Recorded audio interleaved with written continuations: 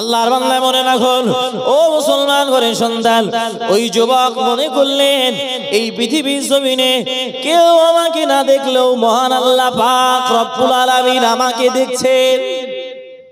কেউ দেখছেন না, রব আমাকে দেখছেন। বাগানের ভিতরে কেউ নয়, আমি পালালে পালানো যাবে, কিন্তু আমাকে পালানো চলবে না। আমাকে এখানে অবস্থান করতে হবে। আমাকে উট মেরেছে ঠিক আছে, কিন্তু আমি যখন মানুষ খুনি হয়ে গেলাম, আমি তখন মানুষ খুনি, কেউ তো আমাকে বলবে না যে তুমি খুন করোনি। আল্লাহর বান্দা মনে রাখুন, অনেক সময় ধরে বিলম্ব করলেন। ও আল্লাহর বান্দা, খুব খেয়াল করুন, আল্লাহ পাকের মাহবুব বান্দা ওই যুবক বিলম্ব করলেন, অপেক্ষা করলেন। বিলম্ব করতে করতে সময় যখন একেবারে মাগরিবের সময় চলে আসলো, মাগরিবের কাছাকাছি এসে গেল, ওই সময় ওই আব্বা জানকে তথা ওই বয়স্ক মানুষের দুইজন সন্তান, ওই দুই সন্তান তারা আব্বা জানকে খোঁজার জন্য বাগানের কাছাকাছি এসে গেল। বাগানের কাছাকাছি এসে দেখলো আব্বাজান পৃথিবীর জমিন থেকে বিদায় নিয়ে মহান আল্লাহর ডাকে সাড়া দিয়ে দিয়েছেন। আল্লাহ পাক রব্বুল আলামিনের দরবারে সাড়া দিয়ে পৃথিবীর জমিন থেকে চলে গেছে, কিন্তু উনি আবার পাশে দেখলেন তার তথা ওই দুইজন আল্লাহর মাহবুব বান্দা, তারা দেখলেন একজন যুবক ওই জায়গায় দাঁড়িয়ে রয়েছে এবং একটা উট ওই জায়গায় মারা গেছে। বিলম্ব করলেন না, দুই ভাই ওই যুবককে ডেকে বললেন, ও যুবক, তুমি আমার আব্বা জানকে খুন করেছো। মদিনাতুল মুনাওয়ারায় খলিফাতুল মুসলিমিন হযরত ওমরের দরবারে তোমাকে ধরপাকড় করানো হবে। তুমি যখন আমার আব্বা জানকে হত্যা করেছো, আমরা হত্যার পরিবর্তে হত্যা চাই। তুমি যখন আমার আব্বা জানকে হত্যা করেছো, হত্যার পরিবর্তে হত্যা চাই। অতএব চলো খলিফাতুল মুসলিমিন হযরত ওমরের দরবারে চলো, বিলম্ব করো না। যুবক দেখলেন যে পৃথিবীর জমিন থেকে যদি বিচার কার্য আমার হয়ে যায়, রবের দরবারে আমার আর বিচার কার্য লাগবে না, আমি এই কাজ থেকে মুকুব হয়ে যাব। তবে পৃথিবীর জমিনে আমি যদি খুনি সাব্যস্ত হয়ে যায়, তাহলে কঠিন কিয়ামতের দিন এই আল্লাহর বান্দা যদি আমাকে ক্ষমা না করে, আমি কঠিন কিয়ামতের দিন জাহান্নামী হয়ে যাব, কেউ আমাকে আটকাতে পারবে না। আমার সন্তানটা আমাকে জান্নাতে নিয়ে যেতে পারবে না, আমার ভালো কাজ আমাকে জান্নাতে নিয়ে যেতে পারবে না। কারণ একটা বান্দার হক, একটা আল্লাহর হক। আমি বান্দার হককে ফাঁকি দিয়ে আমি অনিচ্ছাকৃত এই মানুষটাকে মেরে ফেলেছি। ইচ্ছার বাইরে আমি মারবো বলে তথা মেরে ফেলবো বলে মারি। একটা ঘুষি মেরেছি রাগে, কিন্তু মেরে ফেলার জন্য নয়। মারা গেছে, রক্তাক্ত হয়ে পড়ে গেছে, আমার তো কিছু করার নাই। ওমরের দরবারে গিয়েছেন, দুইজন যুবক সাক্ষ্য দিলেন যে এই যুবক আমার আব্বাজানকে হত্যা করেছে, বিচার কার্যটা করে। এখন ওমরের দরবার সাংঘাতিক দরবার না একটু হালকা দরবার, একটু বলেন। খুব কড়া না, শুধু কড়া না, প্রচন্ড কড়া। পৃথিবীর ইতিহাসে আজও পর্যন্ত তাম পৃথিবী জুড়ে যারা রাষ্ট্র চালায়, যারা দেশ চালায়, হযরত ওমরের রাষ্ট্র চালানোর ওই ইতিহাসগুলো তারা ফলো করে। একটু মন খুলে বলুন না সুবহানাল্লাহ।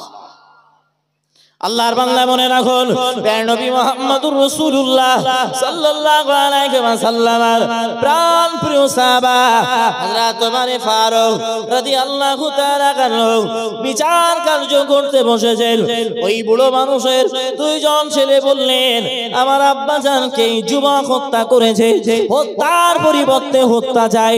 আল্লাহর মাহবুব বান্দা আল্লাহ পাকের নবী নবী মুহাম্মদুর রাসূলুল্লাহ সাল্লাল্লাহু আলাইহি ওয়াসাল্লামের নবীর প্রাণ প্রিয় সাহাবা হযরত ওমর ফারুক সব কথাগুলো শুনে বললেন, ও যুবক, তুমি কি এই দুইজন যুবকের আব্বা জানকে হত্যা করেছো? ওই যুবক বললেন, ও খলিফাতুল মুসলিমিন, ও ওমর ফারুক, আমি তো এই আল্লাহর বান্দাকে হত্যা করেছি। না না না, আমি ইচ্ছাকৃত হত্যা করিনি। আল্লাহর মাহবুব বান্দা নবী মুহাম্মদুর রাসূলুল্লাহ সাল্লাল্লাহু আলাইহি ওয়াসাল্লামের প্রাণ প্রিয় সাহাবা হযরত ওমর ফারুক বললেন, তুমি যখন নিজেই স্বীকারোক্তি দিচ্ছ আমি খলিফাতুল মুসলিমিন, তোমাকে আজ বিচার কার্য করে দিলাম, তোমার বিরুদ্ধে আমি বিচার করে দিলাম, অমুক দিন তোমার জন্য ফাঁসির কার্য নির্ধারণ করা হবে। দিনটা হলো শুক্রবারের দিন। ওই শুক্রবারের নামাজের পরে মানুষের সম্মুখে তোমাকে ফাঁসির দড়িতে ঝোলানো হবে। যুবক বললেন, তাহলে আমার ফাঁসির দড়িতে যখন ঝুলতেই হবে, কতলের পরিবর্তে যখন আমাকে কতল হতে হবে, আমার কোনো ইচ্ছা নাই। খলিফাতুল মুসলিমিন বললেন, ও যুবক, আচ্ছা মরণের আগে কোনো চাহিদা আছে, ইচ্ছা আছে? মরণের আগে কোনো ইচ্ছা চাহিদা কিছু আছে? বলেন চাহিদা একটা আছে। বলেন টাকা পয়সা? বলেন না। সোনা দানা? না। বলেন আমি একটু বাড়িতে যাব। একটু মন খুলে বলুন না সুবহানাল্লাহ, আর একটু চিল্লে বলুন না সুবহানাল্লাহ। বাড়িতে যাবে, মানুষ এমন আবদার তো করে না। কারণ বলে আমার বাড়ির পাশে একটা বাজার থেকে আমি বাজার করি, আর আমি যার কাছ থেকে বাজার করি ওই বাজারের ওই লোকটা হলো ইহুদি, তার কাছে আমার কিছুটা ঋণ আছে। আমি বাড়িতে যাব, তার ঋণটা শোধ করব, টাইম মতন আপনার কাছে আমি হাজিরা দেব, টাইম মতো সময় মতো আপনার কাছে আমি হাজিরা দিয়ে দেব, আপনি আমাকে একটু সময় দেন। খলিফাতুল মুসলিমিন বললেন, যদি তোমার মদিনাতুল মুনাওয়ারায় বাপ দাদা ভাই রক্তীয় সম্পর্কীয় কেউ যদি আসে থাকে, তাহলে তোমার পরিবর্তে জামিল হতে বলো, তোমাকে ছেড়ে দেব। জামিল হতে বলো, আমি তোমাকে ছেড়ে দেব। বলেন মক্কা মদিনার জমিনে আমার কেউ তেমন কেউ নেই, কেউ নেই, আপনি আমাকে ফাঁসির দড়িতে ঝোলান, আমার কেউ নেই, আমার যাওয়াতালি হবে না। এ যুবক যাবে কেন? বললে যাবো এটাই কারণ ওই ইহুদির মনে মনে হতে পারে যে আমি তার অর্থ দেব না বলে পলাতক হয়ে গেছি, পলিয়ে রয়েছি, কিয়ামতের দিন এবং পৃথিবীর জমিনে ওই মানুষটা বলে বলে বেড়াবে মুসলমানরা টাকা দেওয়ার ভয়ে পালিয়ে থাকে, নিজেকে গোপন রাখে। ও খলিফাতুল মুসলিমিন, আপনি একবার আমাকে সুযোগ দেন না। আল্লাহর বান্দা মনে রাখুন, খলিফাতুল মুসলিমিন হযরত ওমর ফারুক রাদিয়াল্লাহু তাআলা আনহু বললেন, না না না যুবক, আমি যদি তোমাকে এই জায়গা থেকে ছুটি দিতে পারি না, আমি তোমাকে এই জায়গা থেকে কোনো জায়গায় যাওয়ার অনুমতি দিতে পারি না, কারণ তুমি যদি পালিয়ে যাও, তুমি যদি চলে যাও, কঠিন কিয়ামতের দিন মহান আল্লাহ পাক রব্বুল আলামিন আমি ওমর আমার সম্পর্কে যদি জিজ্ঞাসা করে, ওমর পৃথিবীর জমিনে বিচার কার্য করতে বসেছিলে, আমি আল্লাহ পাক রব্বুল আলামিন জানিয়েছিলাম পৃথিবীর জমিনে যদি কোনো মানুষকে অন্যায়ভাবে হত্যা করে, আমি আল্লাহ পাক রব্বুল আলামিন বলে দিলাম তাকেও তোমরা হত্যা করে দাও। আমি আল্লাহ তাআলা জানিয়ে দিলাম ওই হত্যার ভিতর দিয়ে, তাকে মারার ভিতর দিয়ে শত মানুষের জীবন রয়েছে। একটু মন খুলে বলুন সুবহানাল্লাহ, আরো চিল্লে বলুন সুবহানাল্লাহ। আমি আল্লাহর দরবারে হিসাব দিতে পারবো না, আমি আল্লাহর কাঠগড়ায় ধরা পড়ে যাব। আমি খলিফাতুল মুসলিমিন, আমি তোমাকে ছাড় দিতে পারি না, তবে তোমার যদি পিতা থাকে, তোমার যদি ভাই থাকে, তোমার যদি রক্তীয় কোনো সম্পর্কীয় মানুষ থাকে, ওই মানুষটাকে আমার কাছে নিয়ে এসো, আমি তাকে জামিল হিসাবে রেখে দেব এবং ওই জামিলকে আমার কাছে রেখেই তোমাকে ছেড়ে দেব। তুমি তোমার কাজ মিটিয়ে সময় মতো চলে আসবে। ও আল্লাহর বান্দা মনে রাখুন, যুবক দাঁড়িয়ে বললেন, ও খলিফাতুল মুসলিমিন, আমার এই মদিনাতুল মুনাওয়ারায় আমার কোনো বন্ধু নাই, আমার কোনো সঙ্গী নাই, আমি আগন্তুক ব্যক্তি, আমি মুসাফির ব্যক্তি। না না না, এই জায়গায় কোনো মানুষ নাই, এই জায়গায় আমার কোনো আত্মীয় স্বজন নাই, আমার রক্তীয় সম্পর্ক কোনো মানুষ নাই। আল্লাহ পাক রব্বুল আলামিন আমার কোনো সম্পর্কীয় মানুষ মানুষকে মদিনাতুল মুনাওয়ারার আশেপাশে রাখেননি। অতএব গো খলিফাতুল মুসলিমিন, আপনি এই মুহূর্তে আমাকে ফাঁসির দড়িতে ঝুলিয়ে দেন। না না না, আমি যখন হত্যা করেছি আমার জীবনটাকেও আমি হাসি মুখে দিয়ে দেব। একটু মন খুলে বলুন সুবহানাল্লাহ। আর একটু চিল্লা হবে না সুবহানাল্লাহ? ফাঁসির দড়িতে ঝুলবেন এমন একটা মুহূর্তে মসজিদে নবাবীর মধ্য দিয়ে হযরত আবু যার গিফারি রাদিয়াল্লাহু তাআলা আনহু হাত উঁচু করে বললেন, ওগো খলিফাতুল মুসলিমিন, এই যুবককে ফাঁসির মঞ্চে ঝোলাবেন না। একটু মন খুলে বলুন না সুবহানাল্লাহ। এই যুবককে ফাঁসির মঞ্চে ঝোলাবেন না। আমি আমি এই যুবকের জন্য আমি দায়ী হয়ে গেলাম। যদি যুবক সময় মতো না আসে, আপনি আমাকেই ফাঁসির দড়িতে ঝুলিয়ে দেবেন। আল্লাহর বান্দা অবাক হয়ে যাবেন। ও মুসলমান ঘরের সন্তান, আমি একটু আগিয়ে যাই, বিষয়টা অনেক ক্লিয়ার এসে যাবে। ও আল্লাহর বান্দা মনে রাখো, আল্লাহ পাকের মাহবুব বান্দা এই যুবক আর বিলম্ব করলেন না। হযরত আবু যার গিফারি রাদিয়াল্লাহু তাআলা আনহুকে ওই জায়গায় রেখে তথা ওই জায়গায় জামিন করে আল্লাহ পাকের বান্দা চলে গেলেন দরবারে। তার বাড়িতে চলে গেলেন। বাড়িতে যাওয়ার পরে আম্মার সঙ্গে সাক্ষাৎ করলেন, আব্বার সঙ্গে সাক্ষাৎ করলেন। এরপরে বাড়ি থেকে অর্থ নিলেন, সম্পদ নিলেন। ওই সম্পদ নিয়ে ইহুদি ভাইয়ের কাছে চলে গেলেন। ও ইহুদি ভাই, কত পাও? কত আমার কাছে পাওনা আছে? ইহুদি ভাই বললেন, এত টাকা পাওনা। আল্লাহর বান্দা, আল্লাহর যুবক, আল্লাহর বান্দা ওই যুবক ওই ইহুদি ভাইয়ের সব টাকাগুলো বুঝে দিয়ে দিল।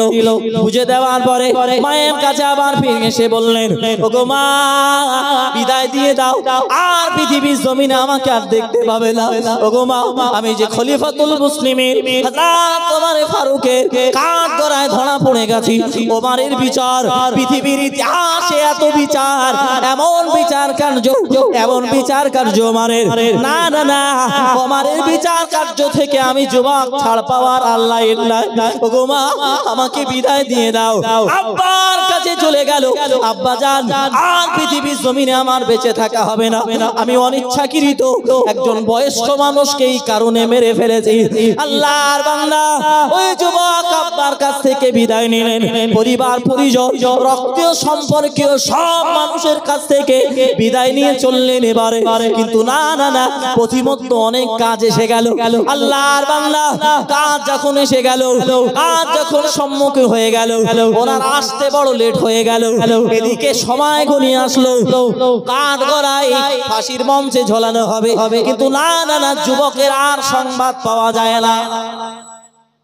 খলিফাতুল মুসলিমিন তো বলে দিয়েছিল যে জুমার নামাজের পরে অমুক টাইমের ভিতরে তুমি আসবে, আর যদি না আসো তাহলে হযরত আবু যার গিফারিকে এই জায়গায় ঝোলানো হবে, এই জায়গায় ঝোলানো হবে।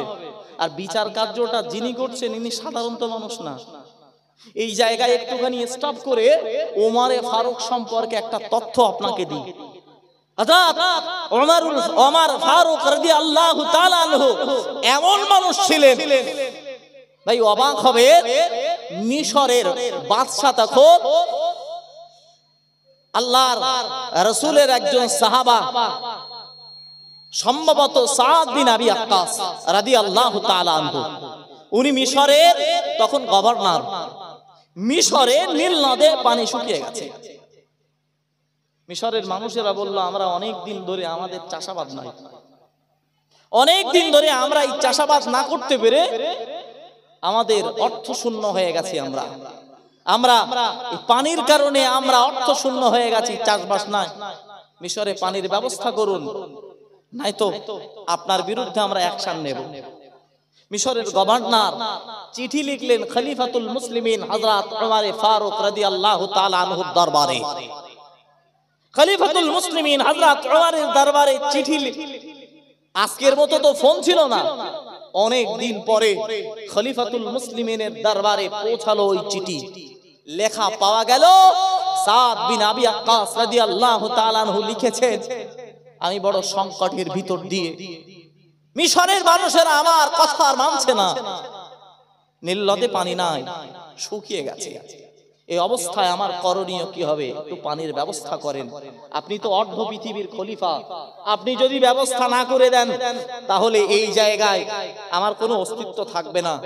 আপনি একটু ভাবেন, চিঠির উল্টো পিঠে খলিফাতুল মুসলিমিন আশা তো দূরের কথা, চিঠি লিখলেন নদীর কাছে, হে নদী, হে নীল, আমি খলিফাতুল মুসলিমিন ওমর বলছি, আমি ওমর বলছি, এই চিঠিটা পাওয়া মাত্রই তোমার নীল নদ যেন কানায় কানায় পানিতে পরিপূর্ণ হয়ে যায়। একটু মন খুলে বলুন না সুবহানাল্লাহ। আর একটু মন খুলে হবে না সুবহানাল্লাহ? লিখলেন, লিখে চিঠিটা ওই বার্তাবাহকের কাছ দিয়ে পৌঁছে দিলেন। মিশরের দরবারে আবার এসে গেল চিঠিটা। চিঠি পাওয়া মাত্রই মানুষেরা হাসি ঠাট্টার উল্লাস করতে শুরু করলো। কি সর্বনাশ!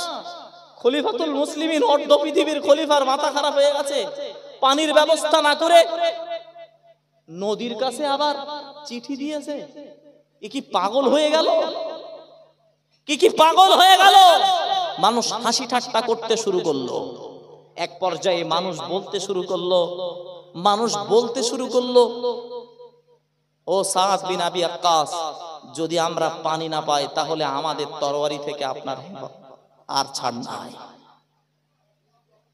আল্লাহর বান্দা বাক হয়ে যাবে। ও মুসলমান ঘরের সন্তান, আল্লাহর মাহবুব বান্দা হযরত প্যার নবী মুহাম্মদুর রাসূলুল্লাহ সাল্লাল্লাহু আলাইহি ওয়াসাল্লাম দয়ার নবী সাহাবা হযরত সাদ বিন আবি ওয়াক্কাস রাদিয়াল্লাহু তাআলা আনহু চিঠিটা পাওয়া মাত্রই আর বিলম্ব করলেন না, নদীর কাছে চলে গেলেন। ওই নীল নদের কাছে চলে গেলেন। মানুষেরা দলে দলে চলে গেল। ও খলিফাতুল মুসলিমিনের চিঠি পেয়ে আমাদের এই গভর্নর পাগল হয়ে গেছে। না না না, পৃথিবীর ইতিহাসে কোনো মানুষকে নদীর কাছে চিঠি লিখতে দেখলাম না, কিন্তু আজ তো দেখলাম আমাদের গভর্নরও পাগল হয়ে গেছে। না না না, পানি কি নীল নদকে যদি যাওয়া হয়, ওই চিঠি যদি নীল নদকে দেওয়া হয়, পানি কি নীল নদ দেবে? না না, দেবে না। আল্লাহ পাকের মাহবুব বান্দা প্যার নবী মুহাম্মদুর রাসূলুল্লাহ সাল্লাল্লাহু আলাইহি ওয়াসাল্লাম প্রাণ প্রিয় সাহাবা হযরত সাদ বিন আবি ওয়াক্কাস রাদিয়াল্লাহু তাআলা আনহু নদীর কাছে গিয়ে বললেন, ওগো নদী, আর বিলম্ব করো না, চিঠিটা পেয়ে নাও।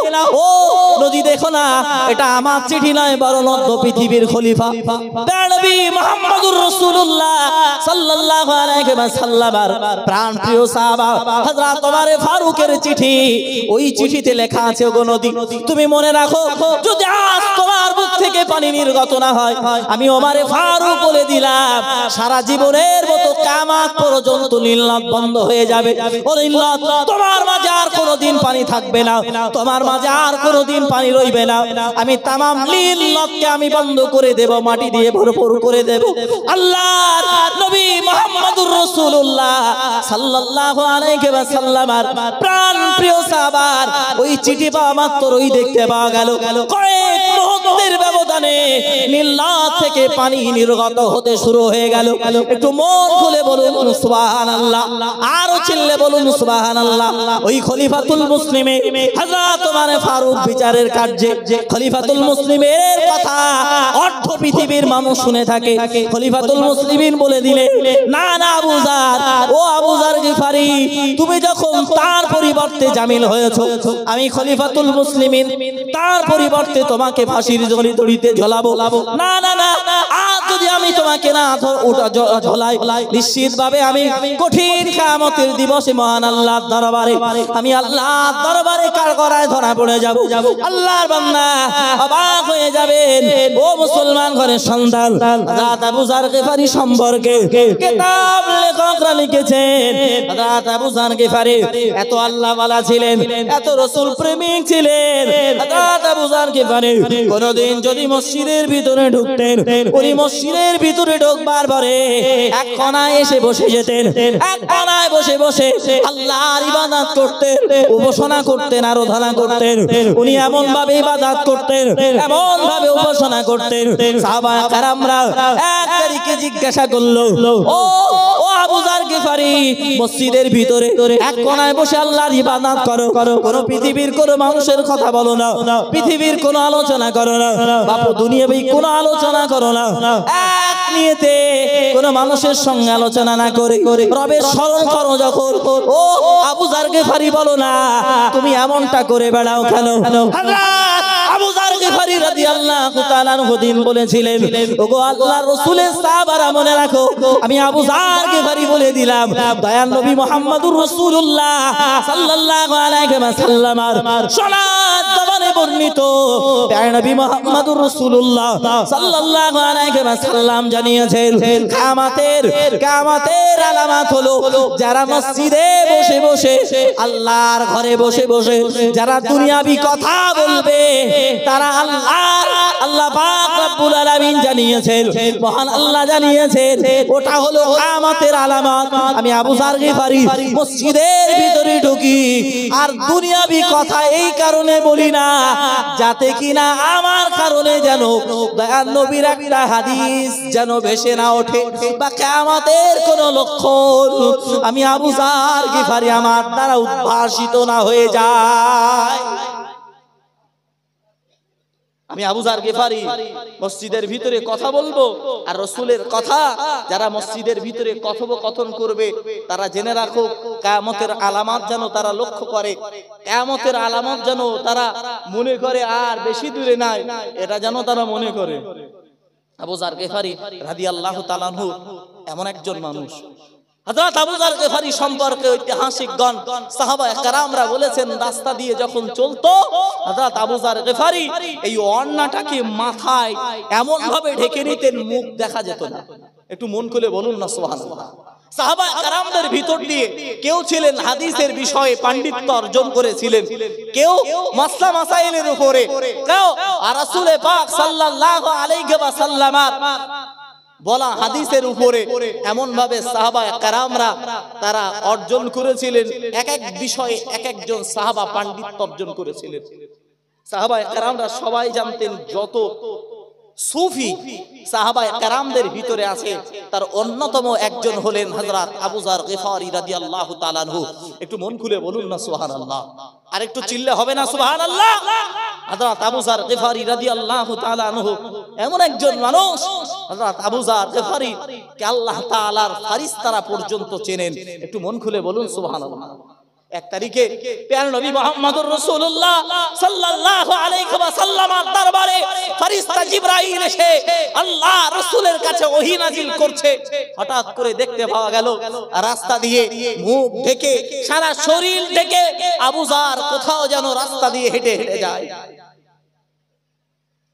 ফেরেশতা জিবরাইল ডেকে বললেন, ইয়া রাসূলুল্লাহ, ইয়া হাবিবাল্লাহ, হুজুর আপনার সাহাবা আবু যার গিফারি হেঁটে হেঁটে যায়। রাসূল পাক সাল্লাল্লাহু আলাইহি সাল্লাম বললেন, আবু যার গিফারি হেঁটে হেঁটে যায়? ও ফেরেশতা জিবরাইল তুমি চিনলে কিভাবে?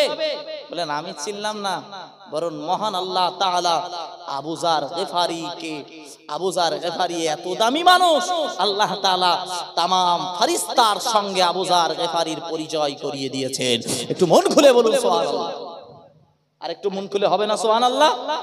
আবু যার গিফারির পরিচয় রব্বুল আলামিনের দরবারে এতটাই পরিশুদ্ধ যে আবু যার গিফারির तमाम ফেরেশতারা সবাই চেনে। আসমানের ফেরেশতা, জমিনের ফেরেশতা, আরশে তথা কুরসির ফেরেশতা সবাই চেনে আবু যার গিফারিকে।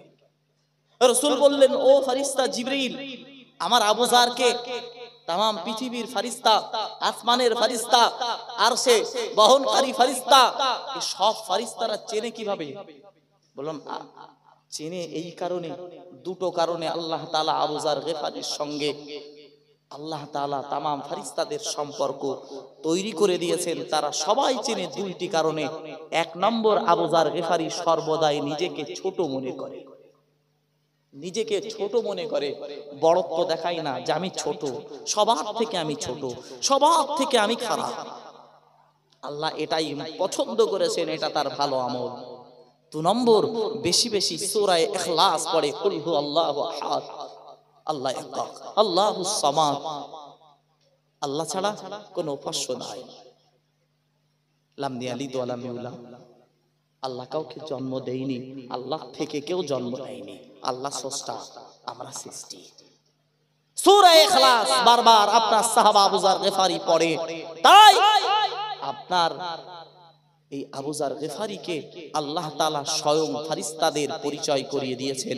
আরো একবার বলুন সুবহানাল্লাহ। মুসলমান ঘরের সন্তান অবাক হবেন, সেই সাহাবা আবু যার গিফারি আজকে ফাঁসির মঞ্চে দাঁড়িয়েছেন।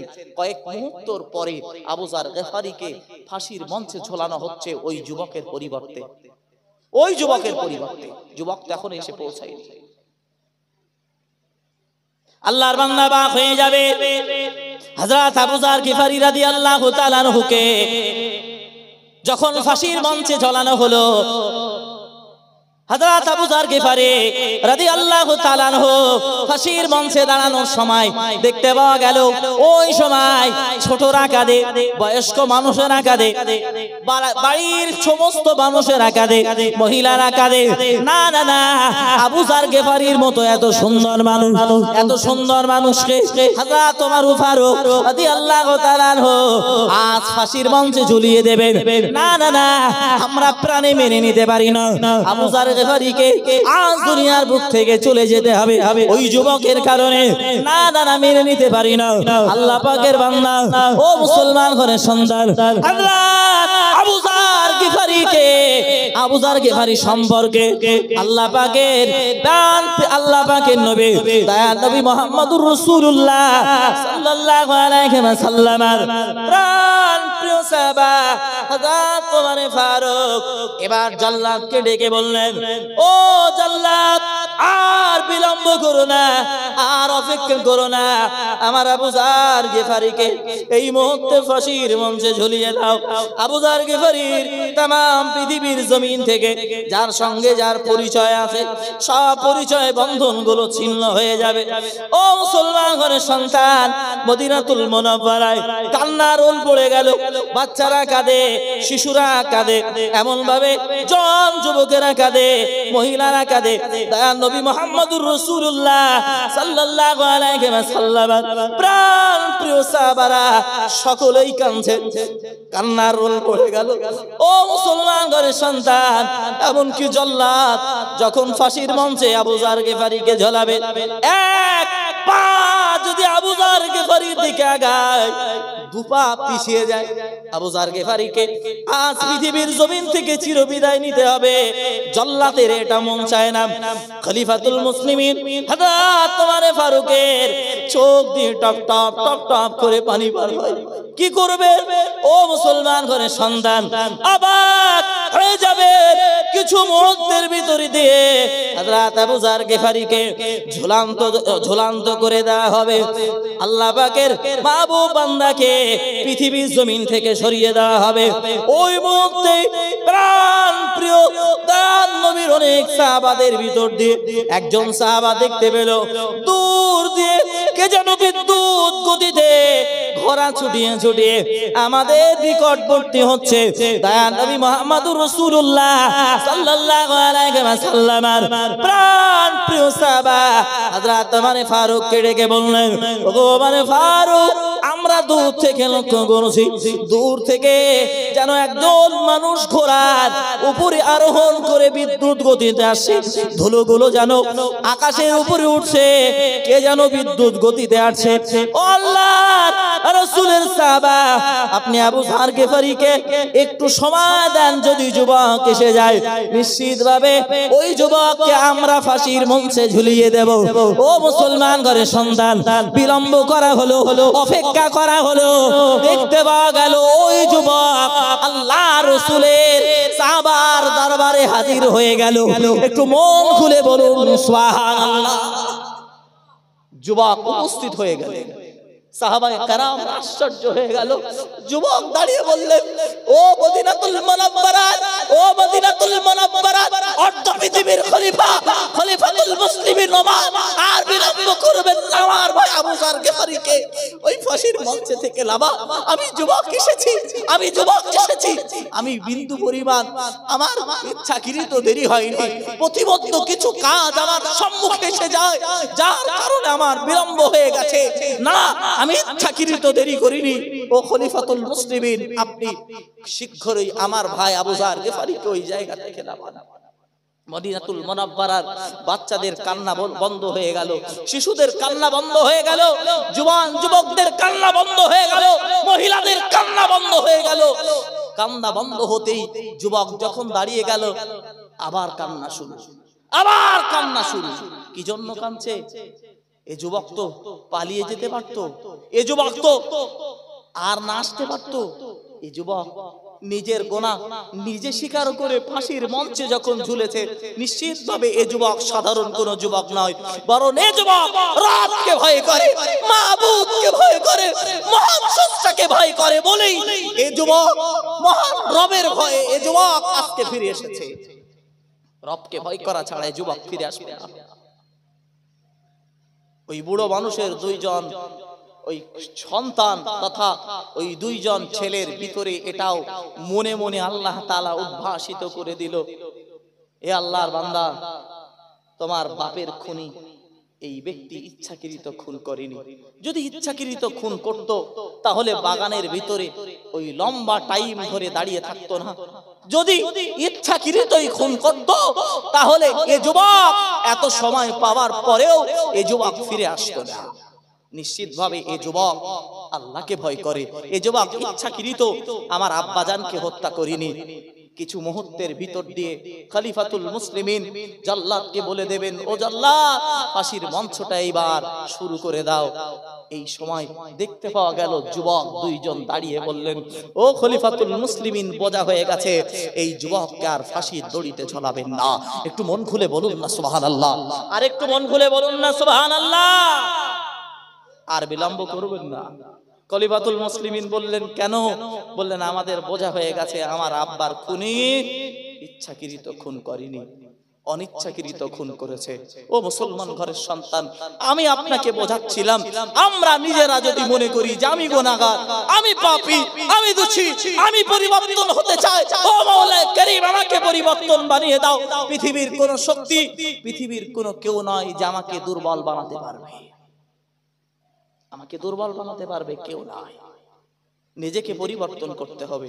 আমরা বসেছি পরিবর্তন হওয়ার জন্য। আমাদের ভয় থাকতে হবে রবকে।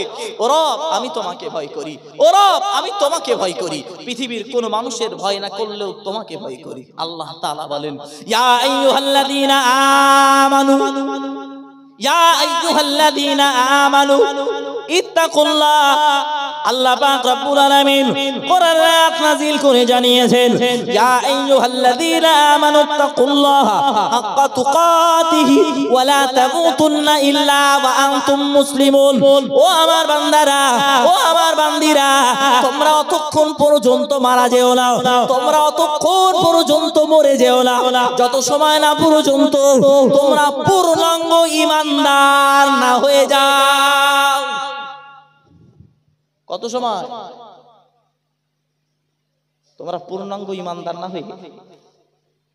আচ্ছা, পূর্ণাঙ্গ ঈমানদার হওয়ার জন্য কি নামাজ বাদ দিয়ে ঈমানদার হওয়া যাবে? রোজা বাদ দিয়ে ঈমানদার হওয়া যাবে? হজ বাদ দিয়ে, আল্লাহর হুকুম আহকাম গুলো কোনো কিছু বাদ দিয়ে ঈমানদার হওয়া যাবে না। কারণ আল্লাহর দরবারে যেদিন মিজানের পাল্লা দাঁড় করানো হবে, ওই দিন আজকের মতো এসআইআর হবে না, আজকের মতো ওই দিন আল্লাহ কাগজ চাইবে না, ওই দিন হবে কড়াকড়। আজকের সমাজে কোনো কাজ করার জন্য পিছন দিক থেকে যদি নোট দেওয়া হয়, বলে ঠিক আছে বাবু, আপনি একটুখানি বসেন, কাজ হয়ে যাবে। ঠিক বলছি না ভুল বলছে? এই আবার কেস হয়েছে চাকরির বিষয়ে, জানেন না গো? আবার কেস হয়েছে, চাকরি এখন বিক্রি হয়ে যাচ্ছে। আল্লাহু আকবার, কি সর্বনাশ, কি সমাজ, কি সমাজ আমরা পাচ্ছি। মুসলমান ঘরের সন্তান, আল্লাহ বললেন, তোমরা অত সময় মারা যেও না, ইন্তেকাল করো না যত সময় না পর্যন্ত তোমরা ঈমানদার না হও। তোমরা পূর্ণাঙ্গ ঈমানদার যত সময় না হতে পারছো, তোমরা অত সময় মরে যাও না। এখন ঈমানদার কিভাবে হব? ভয় আল্লাহ তো থাকতে হবে প্রাথমিক অবস্থায়। প্যার নবী মুহাম্মদুর রাসূলুল্লাহ সাল্লাল্লাহু আলাইহি ওয়াসাল্লাম দয়া নবী আমার সোনা জবানে জানিয়ে দিয়েছেন, ও জগৎবাসী, ও দুনিয়াবাসী, জেনে রাখো, লা ইউমিনু আহাদুকুম হাত্তা আকুনা হাব্বা ইলাইহি মিন ওয়ালিদিহি ওয়া ওয়ালাদিহি ওয়ান নাসি আজমাইন। একটু মন খুলে বলুন না সুবহানাল্লাহ। প্যার নবী মুহাম্মদুর রাসূলুল্লাহ সাল্লাল্লাহু আলাইহি ওয়াসাল্লাম দয়া নবী আমার জানিয়েছেন, লা ইউমিনু আহাদুকুম হাত্তা আকুনা আহাব্বা ইলাইহি মিন ওয়ালিদিহি ওয়া ওয়ালাদিহি ওয়ান নাসি আজমাইন। না না না, তোমরা অতক্ষণ পর্যন্ত কেউ ঈমানদার নও, অতক্ষণ পর্যন্ত কেউ মুমিন নও, যত সময় না পর্যন্ত হাত্তা আকুনা আহাব্বা ইলাইহি মিন ওয়ালিদিহি ওয়া ওয়ালাদিহি, তোমার পিতামাতা, তোমার সময়, তোমার সন্তান সন্ততি, তোমার স্ত্রী, তোমার রক্তীয় সম্পর্কীয় মানুষের তুলনায় আমি আখিরি পয়গম্বর, আমি আখিরি পয়গম্বর, আমি শেষ জামানার পয়গম্বর নবী মুহাম্মদুর রাসূলুল্লাহ সাল্লাল্লাহু আলাইহি ওয়াসাল্লামকে বেশি না ভালোবাসবে, অত সময় পর্যন্ত কেউ পূর্ণাঙ্গ ঈমানদার হতে পারবে না। ও মুসলমান ঘরের সন্তান, এবার একটু নিজে নিজেই বুকে হাত দিয়ে চিন্তা করি, আমরা আমাদের সন্তানকে ভালোবাসি রাসূলের থেকে বেশি রকম, আমরা আমাদের স্ত্রীকে ভালোবাসি রাসূলের থেকে কম, আমরা আমার পিতামাতাকে ভালোবাসি রাসূলের থেকে না কম। ও মুসলমান ঘরের সন্তান, আমরা যদি প্রত্যেকটা যদি আলাদা আলাদা বিচার করি, নিশ্চিতভাবে আমরা প্রত্যেকটাই মাইনাস হয়ে যাব।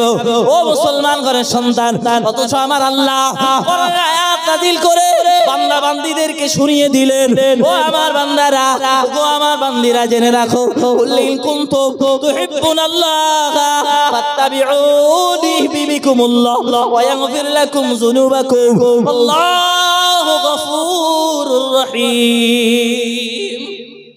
মন খুলে হবে না সুবহানাল্লাহ? আল্লাহ বললেন, কুল ইন কুনতুম তুহিব্বুনাল্লাহ ফাত্তাবিউনি ইউহিব্বুকুমুল্লাহ ওয়া ইয়াগফির লাকুম যুনুবাকুম আল্লাহু গফুরুর রহিম।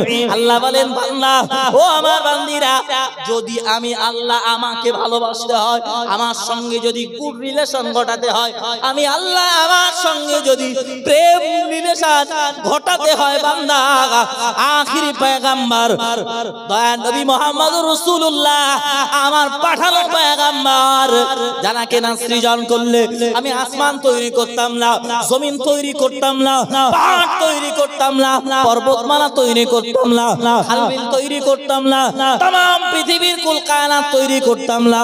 ওই দয়াল নবী আখিরি পয়গম্বরকে অনুসরণ করো, অনুকরণ করো, ওই নবীকে ভালোবাসো, আমি আল্লাহ বলে দিলাম আমার ভালোবাসা হয়ে যাবে। একটু মন খুলে বলুন সুবহানাল্লাহ। মান ঘরের সন্তান, আল্লাহর বান্দা অবাক হয়ে যাবে, অবাক হয়ে যাবে। প্যারা নবী মুহাম্মদুর রাসূলুল্লাহ সাল্লাল্লাহু আলাইহি ওয়াসাল্লাম কে যদি আমরা ভালো না বাসতে পারি, তাহলে তো আমরা ঈমানদারই নই। তাহলে আমরা কোন কাতারে, কোন কাতারে আমরা? কোরআন শরীফের ভিতরে মহান আল্লাহ আবার জানিয়ে দিয়েছে, ও জগৎবাসী, ও দুনিয়াবাসী, মনে রাখো, আমি আল্লাহ পাক রব্বুল আলামিন জানিয়ে দিলাম, আমি মহান আল্লাহ জানিয়ে দিলাম, মা আতাকুমুর রাসূলু ফাখুযুহু ওয়া মা নাহাকুম আনহু ফান্তাহু। আমার আল্লাহ জানিয়ে দিয়েছেন, তোমরা আখিরি পয়গম্বর, আমাদের নবী আখিরি পয়গম্বর, তোমাদের নবী আখিরি পয়গম্বর, যেটা তোমাদেরকে দিয়ে দেবেন ওটা তোমরা আঁকড়ে ধরবে। আখিরি পয়গম্বর তোমাদেরকে যেটা নিষেধ করতে বলবেন ওটাকে পরিহার করে দেবে, ওটাকে ছেড়ে দেবে, বর্জন করে দেবে, তাহলে তোমরা প্রত্যেকেই ঈমানদার হয়ে যাবে। একটু মন খুলে বলুন সুবহানাল্লাহ। এখন রাসূল বলেছে দাড়ি রাখার কথা, আমরা দাড়ি রাখলে আমাদের আবার পছন্দ করবে না। রাসূল বলেছে তোমরা মদ লিপ্ত হয়েও না মদের সঙ্গে, অথচ মদ না খেলে আবার পেটের ভাত হজম হবে না।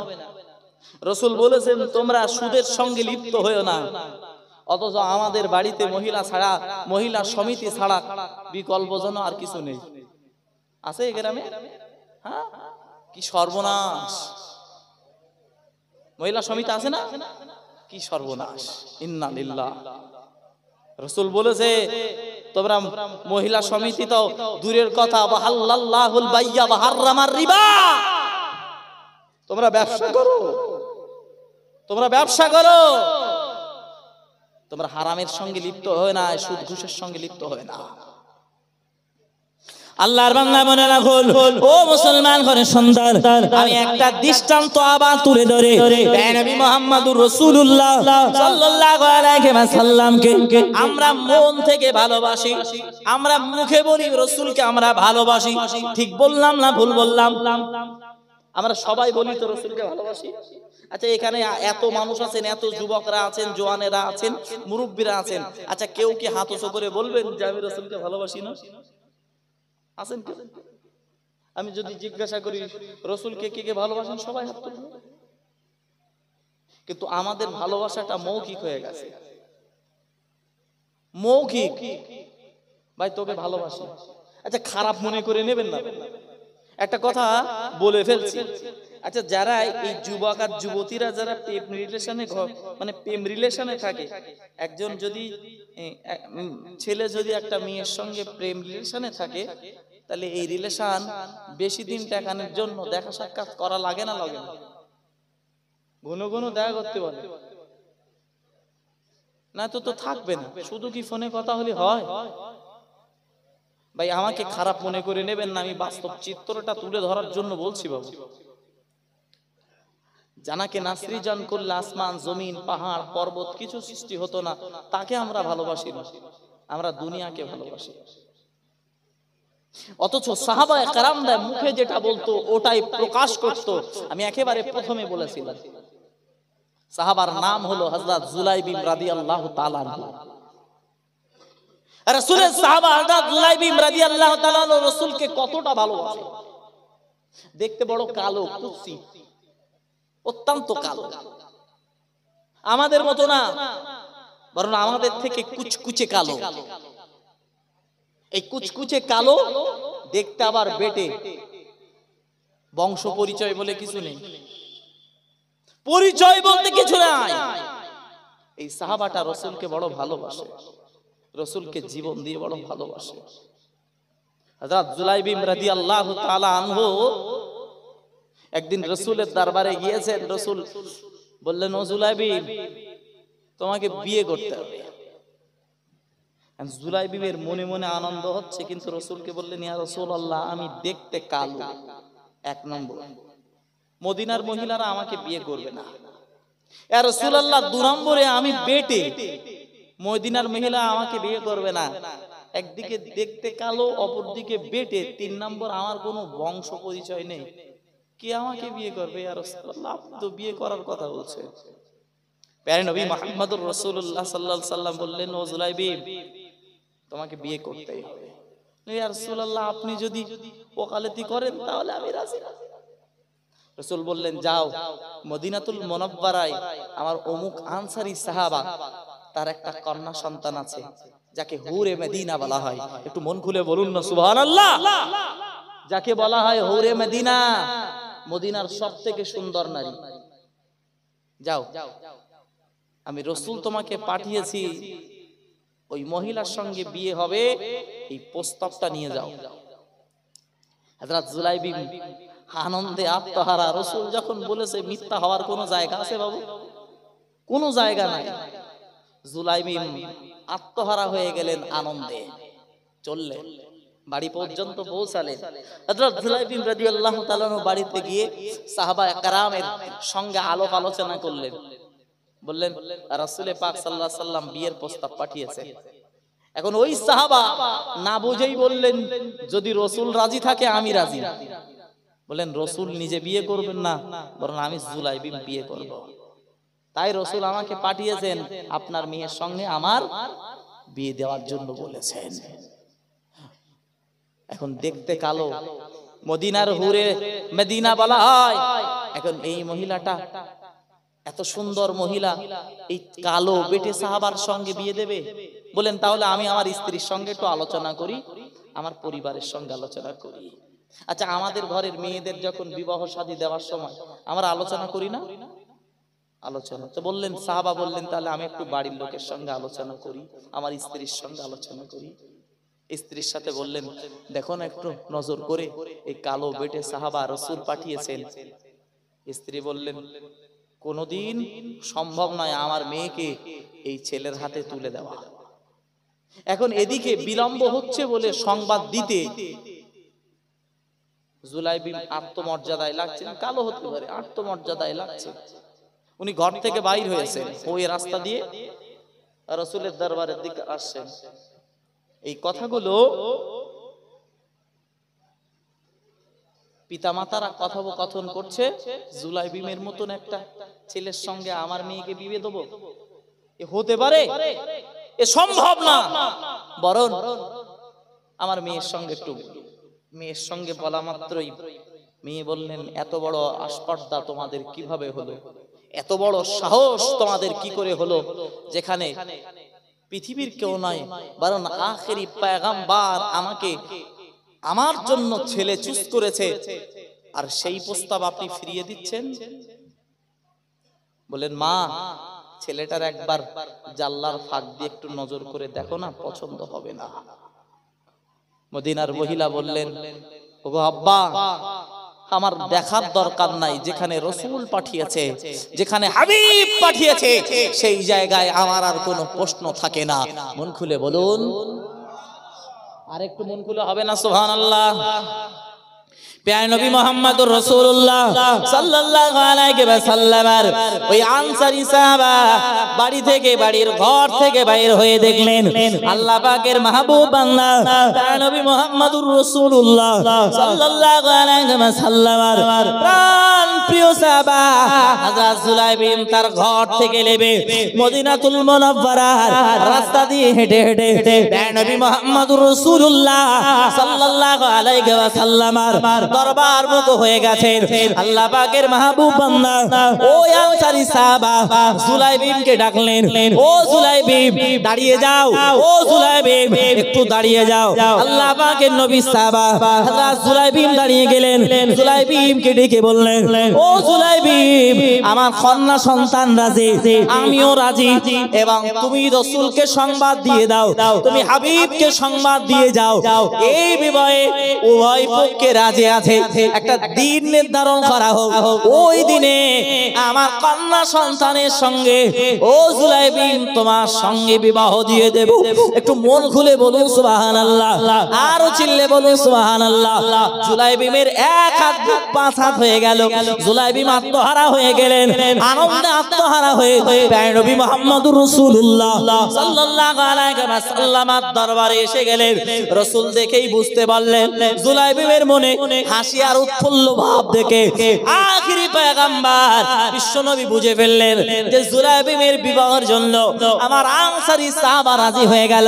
ও মুসলমান ঘরের সন্তান, প্যারা নবী মুহাম্মদুর রাসূলুল্লাহ সাল্লাল্লাহু আলাইহি ওয়াসাল্লাম এবার ডেকে বললেন, ও জুলাইবিন, বিবাহের জন্য এবার প্রস্তুতি গ্রহণ করো। জুলাইবিন বললেন, ইয়া রাসূলুল্লাহ, আমি আপনাকে আগেই বলেছিলাম আমার বংশ পরিচয় নাই, আমার টাকা পয়সা নাই, অর্থ নাই। ও মুসলমান ঘরের সন্তানেরা, সাহাবা কেরামরা বর্ণনা করে জুলাইবিন পড়ে থাকা রুটিগুলো খেয়ে খেয়ে বেড়াতো। জুলাইবিনের অর্থ ছিল না, জুলাইবিনের এমন কোন অর্থ ছিল না যে জুলাইবিন একটা ভালো খাদ্য কিনে খাবে।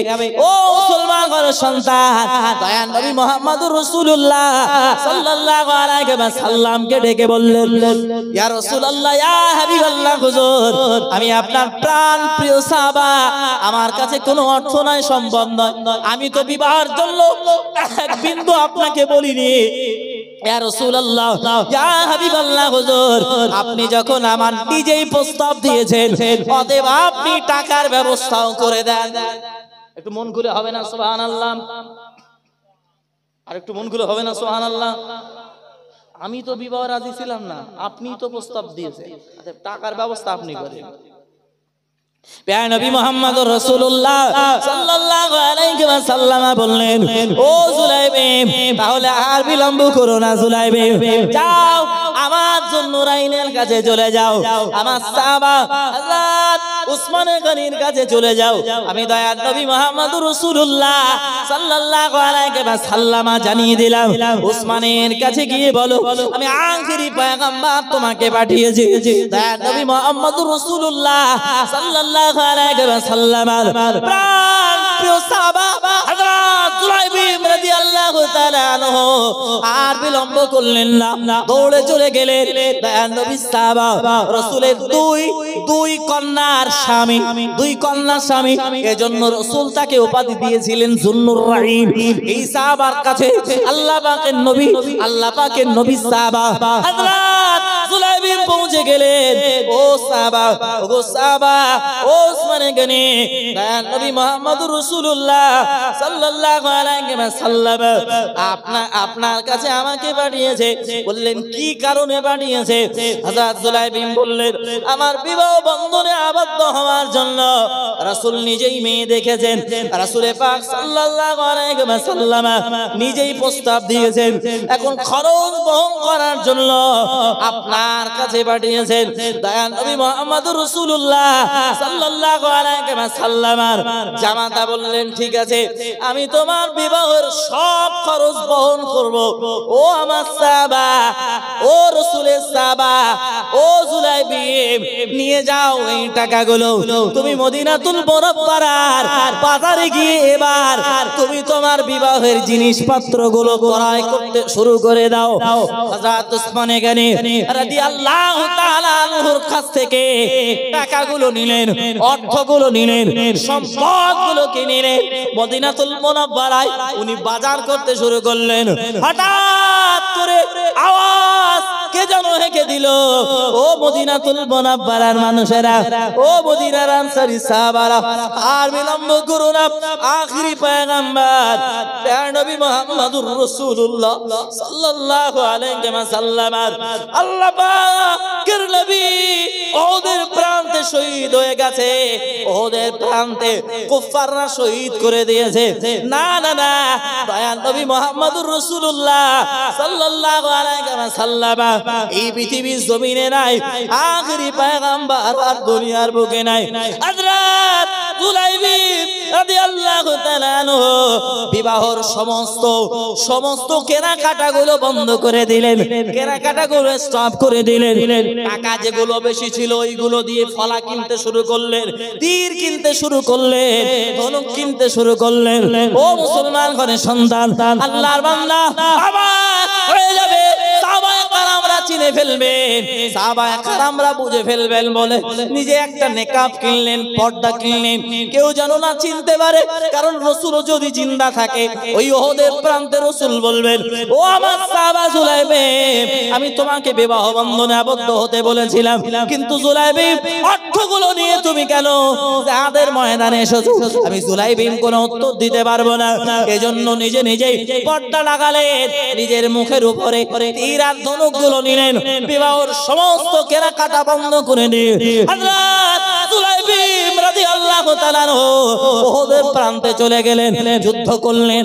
যুদ্ধের ময়দানে যখন সব যুদ্ধ শেষ হয়ে গেল, প্রিয় নবী মুহাম্মদুর রাসূলুল্লাহ সাল্লাল্লাহু আলাইহি ওয়াসাল্লাম এবার বললেন, ও আমার সাহাবারা, ও আমার সাহাবীরা, ও আমার প্রাণ প্রিয় সাহাবারা, দেখো না ওদের প্রান্তে কে কে শহীদ হয়ে গেছে। সাহাবায়ে কেরামরা একের পর এক অনুসন্ধান করতে শুরু করে দিল। সাহাবায়ে কেরামরা একের পর এক অনুসন্ধান করতে করতে দেখতে পাওয়া গেল নবী মুহাম্মদুর রাসূলুল্লাহ সাল্লাল্লাহু আলাইহি ওয়াসাল্লামের প্রাণ প্রিয় সাহাবা হযরত জুলাইবিব ওই কুফারদেরকে শহীদ করে ও নিজে শহীদ হয়ে গেছে।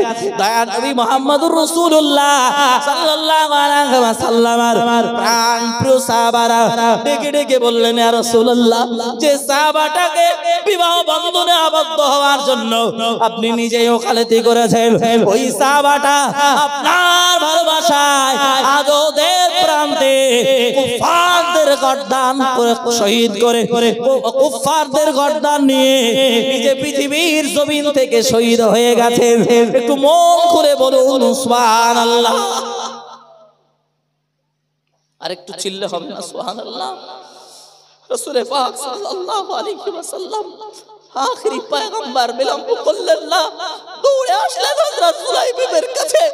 এসে জুলাইবিবের উরুর উপরে, জুলাইবিবের নিজের উরুর উপরে রাসূল পাক সাল্লাল্লাহু আলাইহি ওয়াসাল্লাম মাথাটা দিয়ে সাহাবায়ে কেরামদেরকে বললেন, ও সাহাবারা, পৃথিবীর আমার বন্ধু কিয়ামতের পরে জান্নাতের বন্ধু হবে আমার অমুক অমুক, কিন্তু পৃথিবীর বন্ধু যদি দেখতে হয়, ও আমার সাহাবারা দেখে নাও, আমার পৃথিবীর বন্ধু হলো জুলাইবিব। একটু মন খুলে বলুন না সুবহানাল্লাহ। আর একটু চিল্লে বলুন না সুবহানাল্লাহ। রাসূল পাক সাল্লাল্লাহু আলাইহি সাল্লাম দেখলেন জুলাইবিব মাথাটা একেবারে সোজাসুজি আছে। রাসূল পাক সাল্লাল্লাহু আলাইহি সাল্লাম ঘুরিয়ে দিচ্ছেন। রাসূল পাক সাল্লাল্লাহু আলাইহি সাল্লাম মাথাটা ঘুরিয়ে দিচ্ছেন।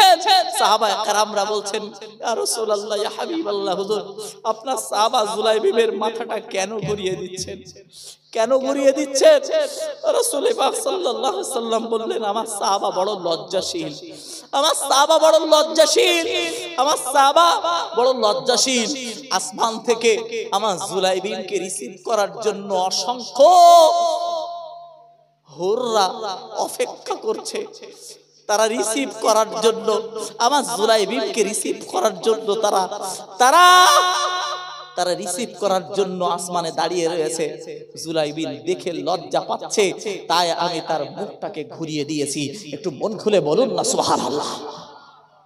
রাসূলের ভালোবাসা, বিবাহ বন্ধনে আবদ্ধ হলেন না, জীবন দিয়ে দিলে।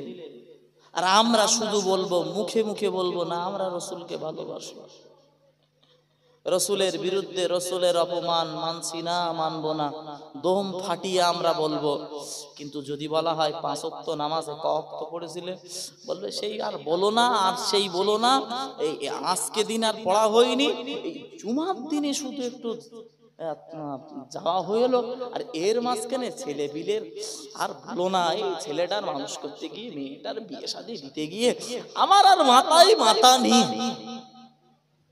ঠিক বলছি না ভুল বলছি বাবু? মুসলমান ঘরের সন্তান আর কবে পরিবর্তন হবেন? আল্লাহ তাআলা বলেন, আলাম নি'আনিল্লাযীনা আমানু আন তাখশা কুলুবুহুম বিযিকরিল্লাহ। একটু মন খুলে বলুন সুবহানাল্লাহ। আল্লাহ বলেন, ও বান্দা, তোমরা যারা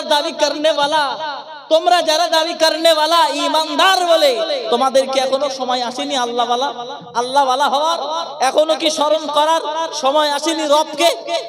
আলাম নি'আনিল্লাযীনা আমানু আন তাখশা কুলুবুহুম বিযিকরিল্লাহ। কবে আর এই অন্তরে জিকির উদ্ভাসিত হবে?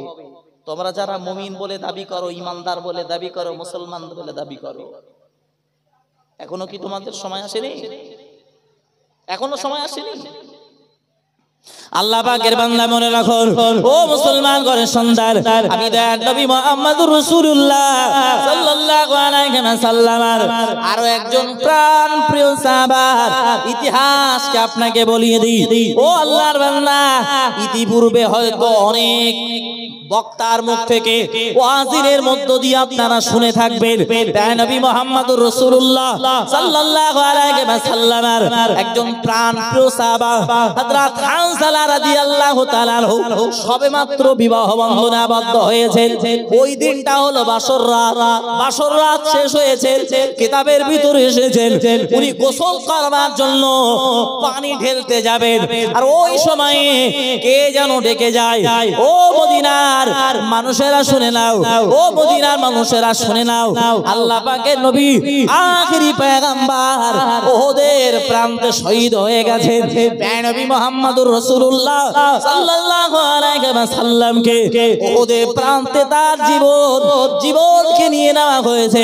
ও আল্লাহর বান্দা, উনি ওই পাত্রকে সরিয়ে দিলেন, পানির পাত্রটাকে সরিয়ে দিয়ে স্ত্রীকে ডেকে বললেন, ও আমার প্রাণ প্রিয় স্ত্রী আর বিলম্ব করো না, একটুখানি আমার দিকে আগিয়ে দাও, তীরটাকে আগিয়ে দাও, ফলাটাকে আগিয়ে দাও। ও আমার প্রাণ প্রিয় স্ত্রী, আমার যুদ্ধে যাওয়ার ওই জামাটাকে আমার দিকে আগিয়ে দাও। স্ত্রী বললেন, ও আমার প্রাণ প্রিয় স্বামী, আপনি আমার সঙ্গে সহবাস করেছেন, আপনি এই মাত্র গোসল করতে শুরু করেছিলেন, কিন্তু না না না, এখনো পর্যন্ত গোসল কমপ্লিট হয়নি। আপনি বরং গোসল সম্পূর্ণ করেই চলে যান। আল্লাহর বান্দা, ও মুসলমান ঘরের সন্তান, অবাক হয়ে যাবেন বাবু। নবী মুহাম্মদুর রাসূলুল্লাহ সাল্লাল্লাহু আলাইহি ওয়াসাল্লামের প্রাণ প্রিয় সাহাবা হযরত জুলাইবিব রাদিয়াল্লাহু তাআলা, হযরত হানজালা রাদিয়াল্লাহু তাআলা বললেন, ও আমার প্রাণ প্রিয় স্ত্রী, যদি পৃথিবীর জমিনে আখেরি পয়গম্বর না থাকে তাহলে আমি হানজালা আমার বেঁচে থেকে কোনো লাভ নাই। ও আমার প্রাণ প্রিয় স্ত্রী, সত্যকারে যদি আখেরি পয়গম্বরকে ওদের প্রান্তে শহীদ করা হয় তাহলে আমি হানজালা, আমি দয়াল নবীর জন্য ওদের ময়দানে শহীদ হয়ে যাব। একটু মন খুলে বলুন সুবহানাল্লাহ, আর চিল্লে বলুন সুবহানাল্লাহ। ও আল্লাহর বান্দা, মুসলমান ঘরের সন্তান, আল্লাহ পাকের মাহবুব বান্দা নবী মুহাম্মদুর রাসূলুল্লাহ সাল্লাল্লাহু আলাইহি ওয়াসাল্লামের প্রাণ প্রিয় সাহাবা হযরত হানজালা, উনি ওদের প্রান্তে গেলেন, উনি যুদ্ধ করলেন, শহীদ হয়ে গেলেন। যুদ্ধ যখন শেষ হয়ে গেল, আখেরি পয়গম্বর বললেন, কে আছো আমার সাহাবারা, দেখো না এই যুদ্ধের ময়দানে আমার কোন কোন সাহাবা শহীদ হয়েছে। দেখতে পাওয়া গেল 68 জনের লাশ পাওয়া যায়। কজন লাশ? 6 এর পিটি 8, 68 জনের লাশ পাওয়া যাচ্ছে।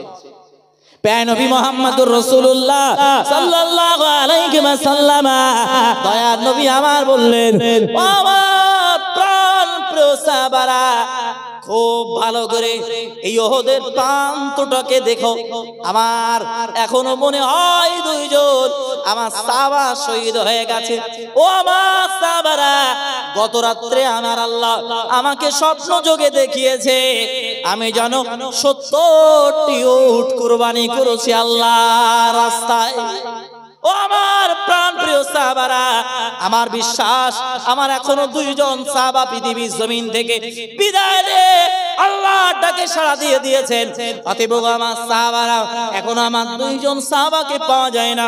সাহাবারা অনুসন্ধান করতে লাগলেন, দেখতে পাওয়া গেল সাহাবারা অনুসন্ধান করতে করতে আল্লাহ পাকের নবী সাহাবারা দেখলেন একজনের চেনা যায় না, তার কানটা কাটা, তার নাকটা কাটা, তার হাত কাটা, তার অঙ্গ পতঙ্গ গুলো কাটা। ও মুসলমান ঘরের সন্তান, বুকটাকে চিরে ওই বুকের ভিতর দিয়ে আল্লাহ পাকের ওই সাহাবার দিল কলিজা গুলো বার করে চিবিয়ে চিবিয়ে খাওয়া হয়েছে। নবী মুহাম্মদুর রাসূলুল্লাহ সাল্লাল্লাহু আলাইহি ওয়াসাল্লাম প্রাণ প্রিয় সাহাবারা খুব ভালো করে লক্ষ্য করে দেখলেন, এটা অন্য কেউ নয়, বরং এটা খোদ নবী মুহাম্মদুর রাসূলুল্লাহ সাল্লাল্লাহু আলাইহি ওয়াসাল্লামের চাচা জান হযরত হামজা রাদিয়াল্লাহু তাআলা আনহু। দয়ার নবী মুহাম্মদুর রাসূলুল্লাহ সাল্লাল্লাহু আলাইহি ওয়াসাল্লামের মাথার পাগড়িটা খুলে দয়ার নবীর চাচা জানের ওই কান কাটা, নাক কাটা, হাত কাটা, দিল কলিজাগুলো কাটা, দিল কলিজাগুলো চিবিয়ে চিবিয়ে ফেলা, ওই কলিজাগুলো একত্রিত করে নিজের ওই মাথার পাগড়ির ভিতরে বদলা করলেন। এরপরে সাহাবাদেরকে বললেন, আমার প্রাণ প্রিয় সাহাবারা, আমার চাচা জানকে পৃথিবীর জমিন থেকে শহীদ করে দেওয়া হয়েছে। আমার চাচা জানের লাশ পাওয়া গেল, কিন্তু এখনো পর্যন্ত আমার আরো একজন সাহাবার লাশ এই ওদের প্রান্তে রয়েছে, কিন্তু পাওয়া যায় না। দূর ওদের প্রান্ত থেকে একেবারে কিনারা থেকে দূর থেকে একজন মহিলা যেন কি একটা পতাকা নিয়ে কি যেন ইঙ্গিত দিচ্ছে সাহাবায়ে কেরামদেরকে। হযরত রাসূল পাক সাল্লাল্লাহু আলাইহি ওয়াসাল্লামকে দয়ার নবী মুহাম্মদুর রাসূলুল্লাহ সাল্লাল্লাহু আলাইহি ওয়াসাল্লাম ওই পতাকাটা দেখে দয়ার নবী মুহাম্মদুর রাসূলুল্লাহ বললেন, ও আমার সাহাবারা বিলম্ব করো না। ওই মহিলা কি যেন সংকেত দিতে শুরু করেছে, যাও আমার সাহাবারা একটু চলে যাও, মহিলার কাছ থেকে শুনে আসো। হযরত রাসূল পাক সাল্লাল্লাহু আলাইহি সাল্লাম ওই মহিলার নিকটবর্তী হয়ে গেলেন। ওই মহিলা বলতে লাগলেন, ইয়া রাসূলুল্লাহ, ইয়া হাবিবাল্লাহ, হুজুর আমি আপনার সাহাবা হযরত হানজালার স্ত্রী। গত 3 দিন আগে আপনি মসজিদে মদিনাতুল মুনাওয়ারায় মসজিদে নববীতে আমাদের বিবাহ বন্ধন আবদ্ধ করেছিলেন। ইয়া রাসূলুল্লাহ, ইয়া হাবিবাল্লাহ, হুজুর আমার প্রাণ প্রিয় স্বামীর সঙ্গে আমার আজ সহবাস হয়েছিল, কিন্তু ইয়া রাসূলুল্লাহ, ইয়া হাবিবাল্লাহ, মদিনাতুল মুনাওয়ারায় যখন কে যেন সংবাদ দিয়ে শুরু করলো, কে যেন আওয়াজ দিয়ে গেল, না না আপনি আর পৃথিবীর জমিনে নাই। আমার স্বামী আর বিলম্ব করলো না, গোসলের পানির পাত্রটাকে সরিয়ে দিয়ে বলল, ওগো আমার প্রাণ প্রিয় স্ত্রী, আমার জন্য ওই তরবারিটা ফালটা এবং বল্লভ এবং তীরগুলো আমার হাতে দেওয়া হোক এবং আমার যুদ্ধের পোশাক পরিয়ে দেওয়া হোক। তাই নবী মুহাম্মদুর রাসূলুল্লাহ সাল্লাল্লাহু আলাইহি ওয়াসাল্লামের ভালোবাসায় আমার জীবনটা উৎসর্গ করে দেব। ইয়া রাসূলুল্লাহ, ইয়া হাবিবাল্লাহ, হুজুর একটা রাত সবেমাত্র আমি পার করছিলাম, কিন্তু পুরোপুরি রাত আমি একেবারে শেষ করতে পারলাম না। ইয়া রাসূলুল্লাহ, ইয়া হাবিবাল্লাহ, হুজুর এই মুহূর্তে আমার স্বামী আমার থেকে বিদায় নিয়েছে, তবে ইয়া রাসূলুল্লাহ আমার বিশ্বাস হলো আমার স্বামী এই জমিনে তথা আপনার ভালোবাসায় ওদের প্রান্তে শহীদ হয়ে গেছে। আপনি ঘোষণা করেছেন মদিনাতুল মুনাওয়ারা থেকে এবং যারা মক্কা থেকে যেন শহীদ হয়ে গেছে, যারা মুহাজির শহীদ হয়েছে, যারা আনসারী শহীদ হয়েছে, কাউকে গোসল দেবে না, কারোর গোসলের প্রয়োজন নাই, বরং আমার সাহাবাদেরকে গোসল ছাড়াই তাদেরকে দাফন করে দাও। ইয়া রাসূলুল্লাহ, ইয়া হাবিবাল্লাহ, হুজুর আপনার কাছে আমি একটা দাবি নিয়ে এসেছি, আমার প্রাণ প্রিয় স্বামীর গোসল ছাড়া আপনি যেন দাফন করবেন না। আমার স্বামীকে যেন গোসল ছাড়া দাফন করবেন না। ইয়া রাসূলুল্লাহ, হাবিবাল্লাহ, রাসূল ওই 69 জন লাশ দেখলেন, 69টা লাশ দেখলেন হানজালার লাশ নেই। রাসূল পাক সাল্লাল্লাহু আলাইহি সাল্লাম 69 জনের লাশ দেখবার পরে রাসূল পাক সাল্লাল্লাহু আলাইহি ওয়াসাল্লাম এই 69 জন লাশের ভিতরে হানজালার লাশ পেলেন না। রাসূল টেনশনে পড়ে গেলেন, চিন্তায় পড়ে গেলেন, কি সর্বনাশ, আমার সাহাবার লাশ এখানে পাওয়া গেল না, আমার সাহাবার প্রতি আল্লাহ নারাজ হয়ে যায়নি তো?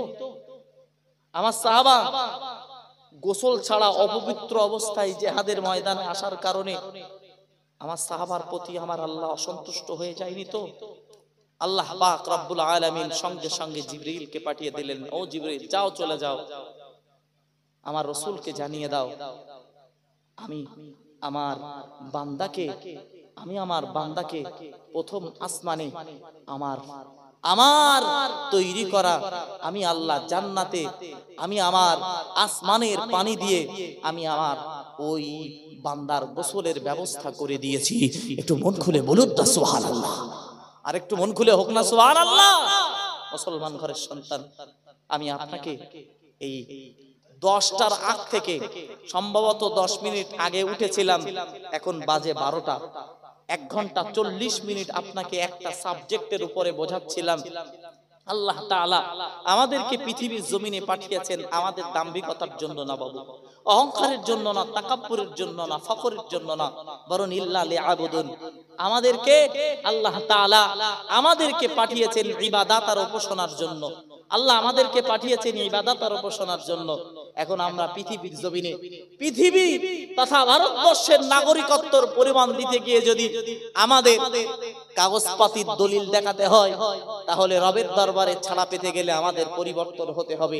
আমাদের লাগবে নামাজ, আমাদের লাগবে রোজা, আমাদের লাগবে হজ, আমাদের লাগবে যাকাত, আমাদের লাগবে ভালো কাজ। আল্লাহ আমাদের তৌফিক দান করেন, বলুন আল্লাহুম্মা আমিন।